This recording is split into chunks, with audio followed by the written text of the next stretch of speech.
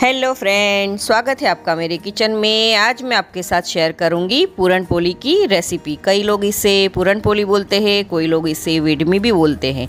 पूरन पोली बनाना एकदम इजी और ये फटाफट बन जाती है। घर के ही कुछ इंग्रेडिएंट्स से ये पूरन पोली बन जाती है।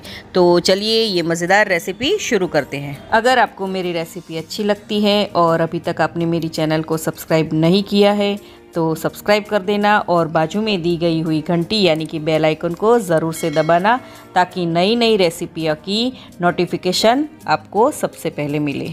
मैंने यहाँ 1 कप तुअर की दाल ली है। गुजराती पूरन पोली तुअर की दाल से बनती है और महाराष्ट्र में चने की दाल से पूरन पोली बनाते हैं। मगर मैंने यहाँ आधा कप जितनी चने की दाल ली है और दोनों दालों को मिक्स करके इसकी पूरन पोली बनाएंगे। इसका टेस्ट बहुत ही बढ़िया आता है। अब इन दोनों दाल को हम प्रेशर कुकर में डालेंगे और 2 से 3 पानी से हम अच्छे से वॉश कर लेंगे। अब रिक्वायर के हिसाब से दाल में हम पानी ऐड करेंगे। मैंने यहाँ 1.5 गिलास जितना पानी डाला है। अब कुकर के ढक्कन को हम बंद कर देंगे और गैस की फ्लेम को हम हाई पर रखकर कुकर की 1 सीटी लगाएंगे और 3 से 4 सीटी हम मीडियम टू लो पर गैस रखेंगे और कुकर की सीटी लगाएंगे। कुकर हमारा हो चुका है और ठंडा भी हो गया है। तो चलिए हम दाल को चेक कर लेते हैं। तो आप देख सकते हो कि दाल अच्छे से बॉईल हो चुकी है। अब बड़े चम्मच की मदद से दाल को इस तरह से हमें मैश कर लेनी है।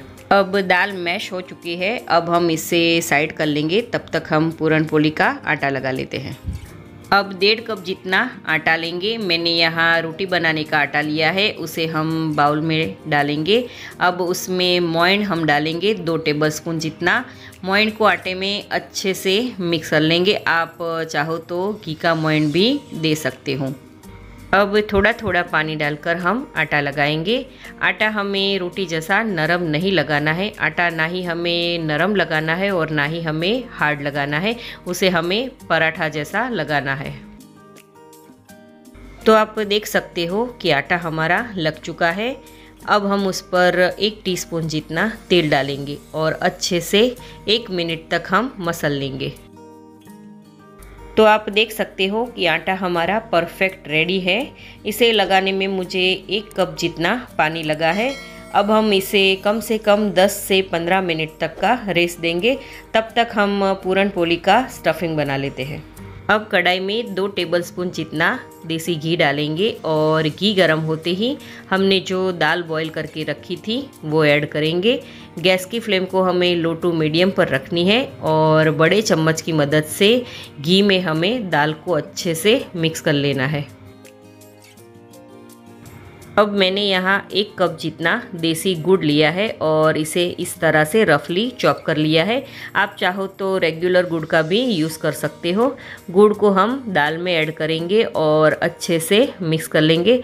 जैसे जैसे गुड़ दाल में पिघलता जाएगा वैसे वैसे दाल का जो मिक्सचर है वो एकदम स्मूथ हो जाएगा।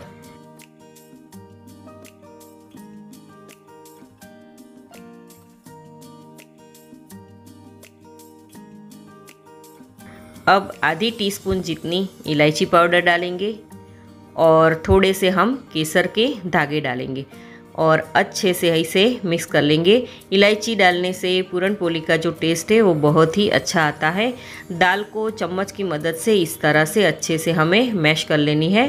तो आप देख सकते हो कि पूरन पोली का स्टफिंग रेडी है। इसे हम चेक कर लेते हैं। अगर आपका चम्मच इस तरह से खड़ा रहता है तो आपका पूरन पोली का स्टफिंग रेडी है। अब हमें जब तक ये स्टफिंग बिल्कुल ठंडा ना हो जाए तब तक हम उसे ठंडा करने के लिए रख देंगे। तो आप देख सकते हो कि पूरन पोली का स्टफिंग एकदम ठंडा हो चुका है। अब इसे हम हाथों की मदद से इस तरह से मीडियम साइज़ के गोले बना लेंगे। इसे हम प्लेट में ले लेते हैं। आप अपने हिसाब से बड़े या छोटे गोले बना सकते हो। तो आप देख सकते हो कि सारे गोले मैंने बना लिए हैं। इस मिक्सचर से 15 गोले बने हैं। इस नाप से आप 3 से 4 लोगों के लिए पूरन पोली बना सकते हो। अब आटा भी हमारा अच्छे से सेट हो चुका है। इसे हम कम से कम 1 से 2 मिनट तक इस तरह से मसल लेते हैं ताकि हमारा आटा एकदम अच्छे से सॉफ्ट हो जाए। अब इसके हम लोए बना लेते हैं इस तरह से। अब लोहे को हम हाथों की मदद से इस तरह से कटोरी जैसा बनाना है।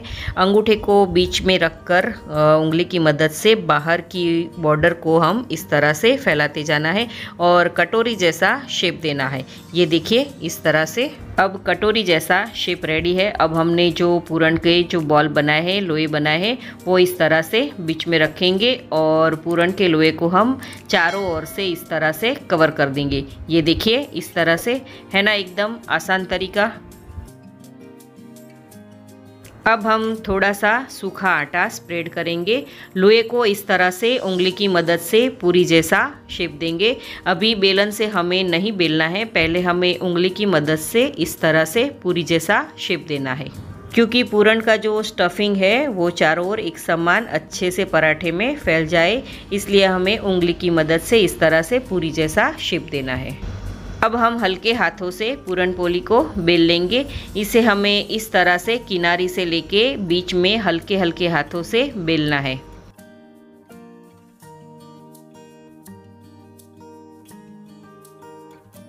तो आप देख सकते हो कि पूरण पोली हमने अच्छे से बेल ली है। पूरण पोली को हमें इतनी थिक रखनी है, आप चाहो तो इससे भी पतली कर सकते हो। अब मैंने यहाँ रोटी का तवा पहले से ही गरम करने के लिए रख दिया था।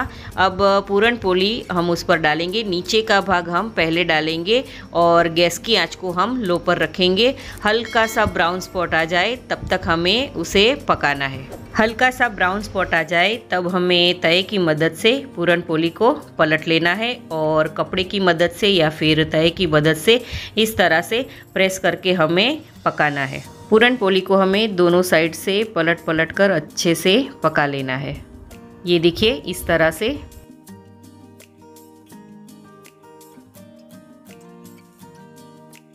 तो आप देख सकते हो कि पूरण पोली हमारी बनकर रेडी है। अब हम इसे एक प्लेट में ले लेते हैं। इस तरह से बाकी की भी पूरण पोली हम बना लेते हैं।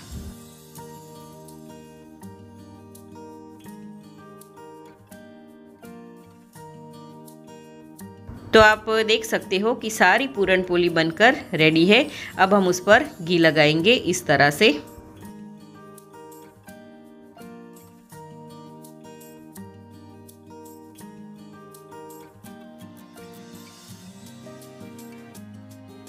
पूरण पोली को आलू की सूखी सब्ज़ी या फिर भरवा भिंडी के साथ सर्व कर सकते हैं।